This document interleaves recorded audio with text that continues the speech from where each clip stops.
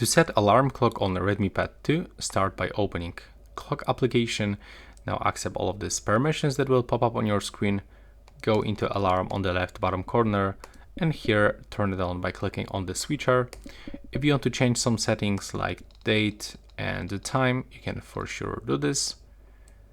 You can set repeat, so if you want to get it once or daily, you can simply pick it up, or from Monday to Friday, or you can just simply customize it. So let's say that I want to get my alarm set for Monday and Sunday, for example.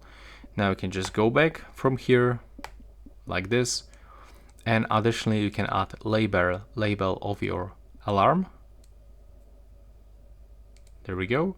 And over here you can also change its ringtone. So you'll be moved into the settings where you can pick any ringtone that you want. Click OK to apply tone.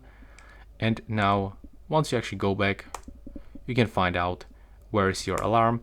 But at the end, remember to click on this switcher to apply all of those changes, because when you leave, like in my case, you'll get back all of those default settings. So it was set for the 6 AM.